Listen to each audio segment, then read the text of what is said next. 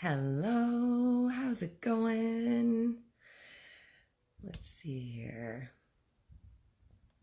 Hopefully, you guys can see me and you can hear me okay.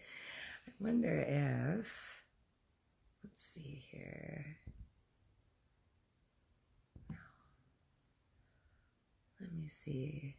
Can I share this somehow? Maybe not. Well, it is 7 a.m.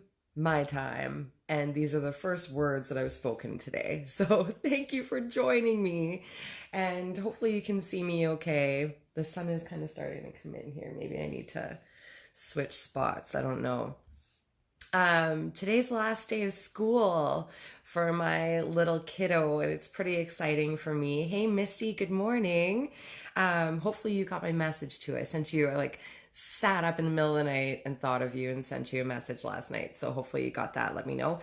Um, I just wanted to like quickly chat before we dive into good morning, Alicia. Can you guys hear me okay and see me okay? This is weird. I'm using my phone, so it's different for me. Um, and it's 7 o'clock in the morning. Like, I'm so not a morning person. I'm gonna get better at this though. Morning. Uh, Getting on in the morning. I wonder if I went like, I don't know. Maybe I should be in a different spot. I wonder if I should just 1 second, 1 second.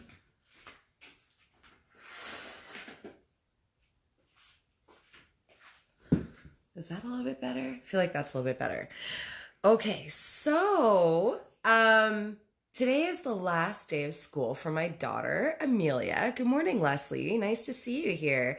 You guys, I'm so like I was thinking about this before I jumped on live today. Like, how cool that I get to reach you guys no matter where you're at in your day. And thank you for giving me a few minutes of your day. Like, that means so much to me. Like, it's so overwhelming for me sometimes to think that you guys are like, yeah, Shan's on. I'm gonna jump on and I'm gonna see what she has to say. So thank you for giving me your time. Like, I your time is super valuable. So thank you for that. Anyway, just wanted to quickly talk about like uh it's my daughter's last day of school. She's in grade 2 right now, and my son's going into kindergarten in the fall. And the excitement around that. Do you guys remember your last day, like the last day of school?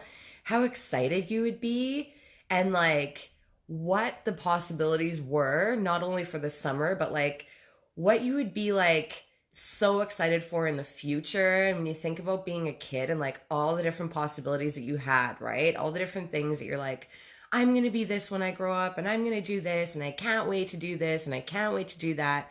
And we're always looking forward to the next thing, right? And lots of times as a kid, it's big things. It's like I can't wait until I can walk to the store by myself, or I can't wait until I can drive a car. I can't wait until those things, those big milestones. And I think that it's important to remember things like that, and then also realize that like enjoy where you're at right now, right? Enjoy where you're at right now. Like, enjoy the fact that you're, what, 7 years old, and you get to just like enjoy the summer, not worry about anything, and enjoy where you're at right now in your career. Enjoy where you're at in your journey versus always having these big, huge goals, like these big, huge, like I remember as a stylist, right? First day of hair school, they asked me, what do you want to do? Like, what's your goals? And I was like, well, I want to own my own salon. And they're like, well, maybe just enjoy where you're at, along the journey. Enjoy that you're learning this skill and this, and like all of these things, and enjoy the people that you're meeting right now, and enjoy the journey. Yeah, Mandy, I wish I was 7 too, man. Like, still in bed, will wake up, have her lunch made for her. We're going to have a pool party this afternoon to celebrate. Like, right? Like, what a life. Pretty cool. But also, like, I should enjoy the fact that I'm able to do that, right? Versus like worrying about all this adult stuff, right? Anyway, it's cool to have kids. That's one thing that I do love about having kids, is like to look at things through their eyes, right? The little things that they're excited about. So welcome to day 2 of our Summer Swamped series. So yesterday I jumped on and I just kind of talked about like the little things, you know? Um, if you're not busy, take the time out to still talk with your team. Take the time out instead of like sitting in the back room. Take the time out to like engage with other clients in the salon. Have those conversations. Stand out, be a bit different, build those relationships, right? And I kind of mentioned that you can do that online as well. Whatever. That was yesterday. If you haven't checked that out, go ahead and check it out. I'm going to try and keep this under 10 minutes for you so that you can go and carry on. Let me know what time it is there for you, what your day is like. Are you super swamped today?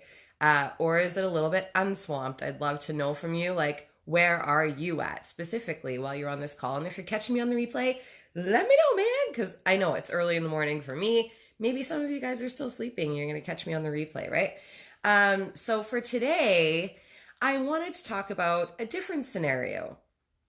And so for today, I wanted to talk about a time in my career that maybe you guys can relate to as a stylist. So I owned my own salon at this point. Possibly this is even the same when I rented a chair. And I was so booked. Like I was booked, like honestly, months and months and months in advance. Like if I happened to be sick, which never happened, it would be like pretty much impossible to try and reschedule people. And again, until I had children, I didn't even really realize what I was doing. I just really loved what I did. So it didn't feel like work. Can you guys relate to that? You love it so much, it just doesn't even feel like work. So it's easy to be like, oh, I'm super booked. Oh, I'm super swamped. And whatever. But you know what? I love it. I enjoy it. I would legit eat, sleep, breathe hair if I could at that point in my life. And so it didn't really matter, right? There we go. And so, but then I still struggled with money. Like I was super booked, but I still struggled with money.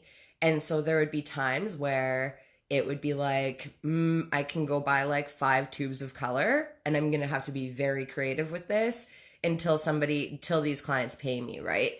Or I need to book myself super hard so that I can cover my chair rent or so I can cover my team's payroll or all of that stuff, right? And so I lived in this mode of like being super busy, being super booked, being super, super booked, but not making the money that I wanted, okay? And I don't even think that at that time I realized that I wanted more money or that I needed more money. I was just like, well, maybe I need more clients. I need to get more booked. I need to be more booked. I need to start double booking myself, right? Or I need to hire an assistant so that then I can fit more people in to my chair so I can make more money. Let me know if you guys can relate to this. Like, it's kind of like a cycle, you know? It's like book, book, book, pay, pay, pay, book, book, book, pay, pay, pay. And I've had so many calls, like one-on-one calls with salon owners and with stylists. And I feel like this is something that comes up a lot is that once you hit a point where you are really booked, you feel bad charging your clients a lot of money because they've supported you along the way. We kind of feel like, well, they've supported me along the way. So now what? Right? Like it's kind of stuck, right? Misty's getting ready for a big color highlights and a few haircuts. That's awesome, Misty. Good way to finish up your money map for the end of the month here, girl. Mandy, you're with me. Yeah. It's like this fucked up thing. Sorry. It's like 7:13 and I'm swearing. But it's like, holy shit. So then what? Right? So here's some advice that I can give to you coming from that place of being really super swamped. And I think summertime is a really important time to address this because it does for sure slow down a little bit no matter who you are. You can see it. Certain clients are taking, they're going on holidays and things like that, right? Man, my eyes watering me because my eyes aren't awake yet. I swear before I get out of bed, hey Joanna, nice to see you. I swear a lot. I really try and hold back like when I'm on these calls. here's one thing that I'm gonna say is like, guess what? You're allowed to raise your prices. Like, you're allowed to charge more. And I just had this conversation with the beautiful Myrna yesterday on one of our one-on-one calls. And we don't need to ask permission to make more money, you guys. Just because we love what we do doesn't mean that we can't make good money. And just because it doesn't feel like work and maybe it's quick and maybe it's easy for us does not mean that we cannot charge more. And we don't have to ask for permission to do it. We don't need to send a letter out. We don't need to be like, would it be okay if I charge you more for this? We're allowed to just start showing up in a different way and charging more. And we're allowed to actually create some openings in our schedule for new clients to come in too.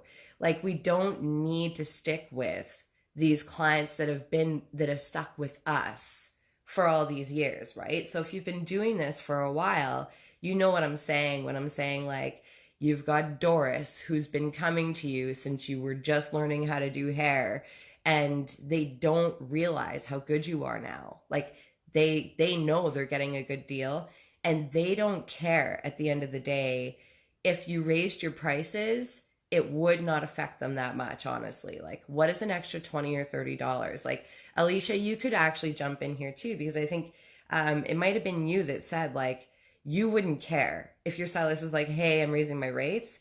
You wouldn't, it would not make you change your mind on like who you're going to go to, right? Misty says, some of my clients are saying it's about time you raise your prices. I'm still loving it, right? They will take advantage. They will take advantage. They don't care if you're doing their hair and it's 8 o'clock at night and you're exhausted. You still need to show up and treat them as though they are your first client of the day, right? They don't give a shit. When they leave, they're done. And truly, I think it's really important if you're at this stage of the game, to really look at your numbers. What a weird call for first thing in the morning, right? But at this stage in the game, I'm telling you honestly that it's really, really important for you just to take a quick peek at your numbers and really try and figure out what a client is costing you. Because when you actually do stop and look at that, and that's something that I know many people in this industry don't do because we're not taught to do that. We go to hair school, we go to cutting classes, we go to hair shows, we watch people cut hair online. How often do you have somebody say to you, do you know what it costs for you to do a color and cut? And do you know what your average ticket value is? That's why I love the money map so much, because you can really look and see, you did 100 clients, you did 10 grand. So do the math. What is your average ticket? Can somebody tell me what that is? Maybe I'll have a little surprise for you if you can do the math. Alicia says, I wouldn't care. I'm never, ever leaving her. Joanna says, some will just go a little longer between to make it affordable for them. Yeah, and they will. And so here's the beautiful part. Yes, that's fine. That's going to open up space in your day for new experiences, for new clients, right? And I know that can feel super scary because we used to, back in the day, I'm going to take it back old school here. We used to not really have much control over who those new clients were, right? Somebody would phone the shop and book in, and it's kind of like a loaded gun. It's like, I have no idea who this new client is. And as a newer stylist, that was terrifying. A new client is terrifying. But once you have the confidence and the ability and the skill set behind you, a new client is amazing because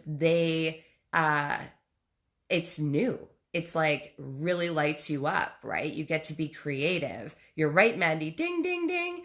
$100 average ticket value, right? So if you want 100 clients in a month and you want to bring in 10 grand behind your chair, your average ticket needs to be $100. So where are you at there, right?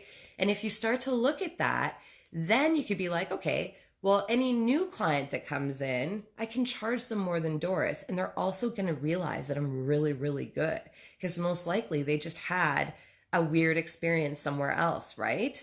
Most likely they're ready for a change. If you can change somebody's hair and rock their world, that is how you end up getting more referrals because you're fresh and you're new and you're exciting to this new client versus Doris, who's just been coming to you for years. You know all of her stuff, you know all of her all of her background, everything that's happened to her in her life, like a divorce or a sickness or all of those things that kind of water down your relationship.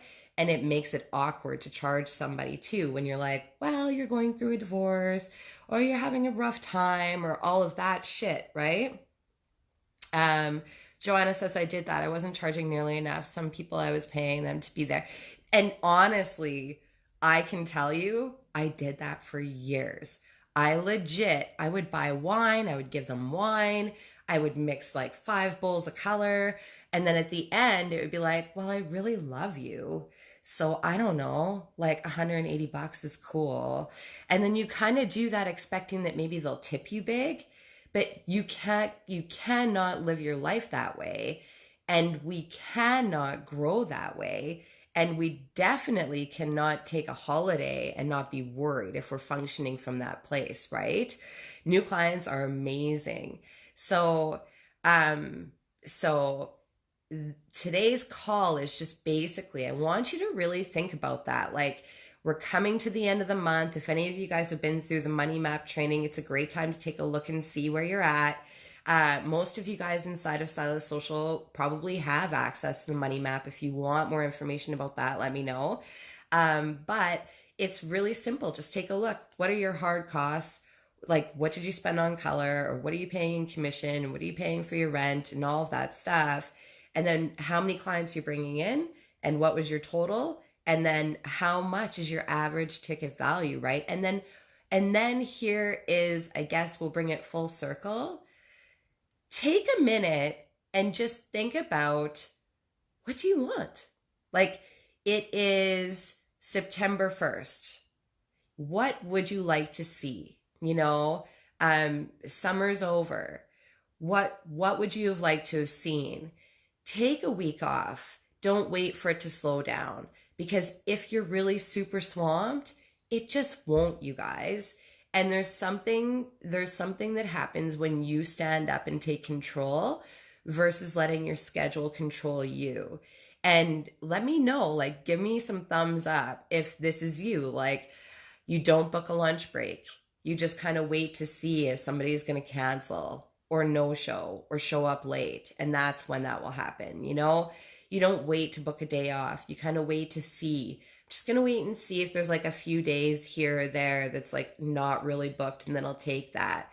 Take control of your summer. Like, take control of the next couple months here and take a look at your schedule and like allow yourself to take that time. And I promise you, it will work out. Money is an interesting thing, right? Like, I think that lots of times we're like, well, but money, but what about money? But what about money? Money will come. Like, money will come to you just like air. We need money just like we need air. And I promise you that if you treat it in that way, and if you start to raise your rates a little bit, you'll be able to afford to take that time off, right? You'll be able to afford to like take that time off and still have money in the bank when you come back after a few days off. Treat yourself. And I would love to use this thread. Like, comment below and let me know. Do you have time booked off? If you don't yet, then go and look at your schedule. Please, like, don't have a super swamped summer. Like, take the time off, reevaluate, think about on September 1st, when we go back to school, what are some things that you got to do this summer? What is the money that you made this summer? Write that down. Like, write a little letter to yourself. Like, this is what my summer was like. It sounds so lame and cheesy, but like, if you're with me, do it. I love doing this stuff. It does work. I promise you it does. Maddie says, I need you to follow me around and boss me. I honestly like, do you guys remember Tabitha Coffee when she did like salon takeover stuff? I think it would be so fun to like start popping into salons and being like, what did that client cost you? What did you charge? Like, it's so simple, but most of us are so independent that we don't have somebody to say that to. So that's what I'm showing up here to do. That's my jam over here. 5-day weekend starts tomorrow. Woo woo. Yeah, I'm kind of going to take next week off. Other than I am still going to show up in here every day at 7 a.m., I think. Originally, we said that we were going to do Wednesday, Thursday, Friday this week, but I think I'm just going to get into the rhythm and keep popping in really quickly every day at 7 a.m. And start my day this way because it's really cool to hang out with you guys. 5-day weekend starts tomorrow. Cool. Yeah. So what if you raised your rates, and what if a few clients were like, you know what, that's just not gonna cut it for me. What if you do have spaces available in your schedule and you just started showing up maybe on social media more consistently and started attracting new clients, right? What will your summer look like if you do a few of these things? What are some things that allowed you to reach these goals that you have, right? I was on a coaching call the other day, and I'll leave you with this, and then I'll let you go rock your day out. But I was listening to a coaching call, and he said something that was really interesting. Like, you climb a mountain, you're standing at the top of a mountain. When you're standing there, if you think about all the things it took you to get there, work backwards that way, it's a lot easier than standing at the bottom of a mountain, looking to the top, being like, how the fuck am I going to get up there? Right? So think about that. Think about August. I did 10K behind my chair. What did I need to do? What did I do to get to this point? Versus, I want to make 10K behind my chair in August. Do you guys see the difference there? That's it for me today, you guys. I'm going to go wake up everybody in the house and get them ready for school. And yeah, that's it. If you guys, I would love to hear your comments below. Let me know, like, if you go and look at your schedule, maybe you'll start to see some things that you can change. I would love to hear from you. I wish that we could have like a real chat. Like, I wish we were all in the same room together. So let's use this as our little room and let's discuss this together. I'm here if you guys have any questions around anything. If you want me to touch on something more in depth, let me know, because I am just going to keep coming on, and hopefully this is valuable to you. And yeah, thank you so much for your time today, you guys. Have a really good one. Bye-bye.